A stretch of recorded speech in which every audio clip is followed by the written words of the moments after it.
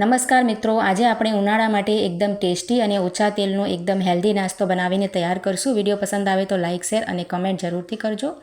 તો સૌથી પહેલાં એક બાઉલમાં મેં અહીંયા એક મીડિયમ સાઇઝનો કાચા બટેકાને આ રીતે છૂંદો કરીને એટલે કે ગ્રેટ કરીને લઈ લીધો છે ધોઈને. અને ત્યાર પછી એક કાકડી એટલે કે ખીરાને પણ મેં આ રીતે ગ્રેટ કરીને છૂંદો કરીને લઈ લીધો છે. પાણી સાથે જ આપણે લેવાનું છે. એ ખૂબ જ ઠંડક આપે છે શરીરને. એક મીડિયમ સાઇઝની ડુંગળીને ઝીણી સમારીને લઈ લીધી છે અને આદુ મરચાં આપણે લઈ લેવાના છે.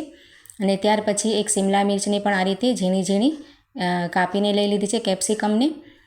અને ત્યાર પછી અહીંયા આપણે ઝીણા સમાયેલા ધાણા એડ કરી દઈશું. તમે ડુંગળીની જગ્યાએ ગાજર પણ તેમાં એડ કરી શકો છો, જે પણ શાકભાજી તમને પસંદ હોય તેને આ રીતે આપણે અડધી ચમચી મીઠું નાખીને સારી રીતે શાકભાજીમાં મિક્સ કરી લઈશું. અને બધી વસ્તુઓને સારી રીતે આપણે મિક્સ કરી લેવાની છે આ રીતે. તો મીઠું નાખવાથી શાકભાજીમાંથી જેટલું પણ પાણી રિલીઝ થવાનું એ થઈ જાય.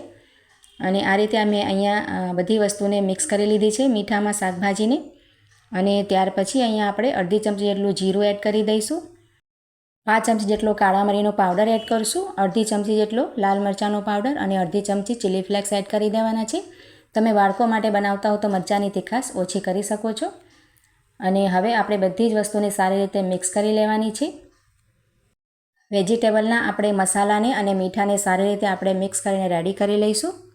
અને ત્યાર પછી અહીંયા અડધો કપ જેટલો ઘઉંનો લોટ આપણે તેમાં એડ કરી દેવાનો છે, જે આપણે રોટલી બનાવીએ છીએ તે જ. અને તેની સાથે જ આપણે અડધો કપ જેટલો રવો એટલે કે સૂજી તેમાં એડ કરી દઈશું. રવો નાખવાથી નાસ્તો ખૂબ જ ક્રિસ્પી અને ટેસ્ટી બને છે. અને અડધો કપ દહીં મેં અહીંયા ઉમેરી દીધો છે. અને હવે આપણે બધી જ વસ્તુને સારી રીતે મિક્સ કરી લેવાની છે. એમાં આપણે પાણી એડ નથી કરવાનું. દહીં અને જે શાકભાજીનું પાણી છે તેનાથી જ આપણે લોટ બાંધી લેવાનો છે. આ રીતે મિક્સ કરી લીધો છે, તમે જોઈ શકો છો. તો દહીં નાખવાથી નાસ્તો ખૂબ જ ટેસ્ટી અને ચટપટો બને છે, એટલા માટે મેં દહીંનો ઉપયોગ કર્યો છે. તમે લીંબુ પણ એડ કરી શકો છો દહીંની જગ્યાએ. અને આપણો મિક્સર હવે બિલકુલ રેડી છે. તો અહીંયા આપણે ગેસ ઉપર એક પેન કે પછી તવો રાખી લઈશું. મેં અહીંયા આ રીતનો મેં ગ્રીલ પેન હતો મારી પાસે, તો એ જ રાખી લીધો છે. ઝટપટ બની જાય છે તેમાં અને ખૂબ જ ઓછા તેલમાં બનીને રેડી થઈ જાય છે.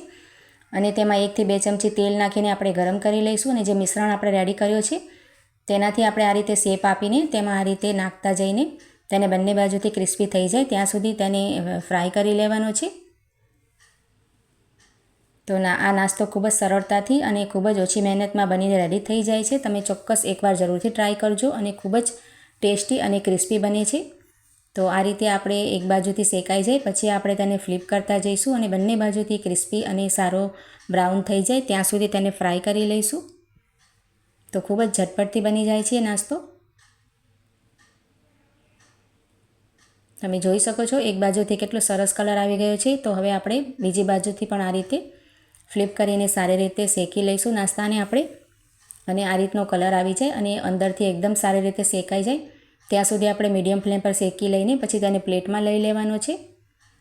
તો અહીંયા બધી જ નાસ્તાને મેં બીજી બેચ પણ મેં આ જ રીતે તેમાં એડ કરી દીધી છે. અને બંને બાજુથી તેને પણ એ જ પ્રોસેસથી ક્રિસ્પી થઈ જાય ત્યાં સુધી આપણે શેકી લઈશું. તો મિત્રો, જો તમને મારી આ રેસીપી સારી લાગી હોય તો તેને લાઇક, શેર અને કમેન્ટ કરવાનું બિલકુલ ના ભૂલતા. અને મારી ચેનલ પર તમે નવા હો તો ચેનલને સબસ્ક્રાઈબ કરી દેજો. તો અહીંયા આપણો નાસ્તો બિલકુલ રેડી છે. ઉપરથી એકદમ ક્રિસ્પી કુરકુરો અને અંદરથી એકદમ સોફ્ટ બનીને રેડી થયો છે. ખાવામાં એકદમ હેલ્ધી છે અને ખૂબ જ ટેસ્ટી બને છે. તો ઉનાળામાં આપણે સવારે કે સાંજ માટે આ રીતે બનાવીને નાસ્તો બિલકુલ સરળતાથી રેડી કરી શકાય છે. તેનું ટેક્સચર પણ ખૂબ જ સરસ આવે છે.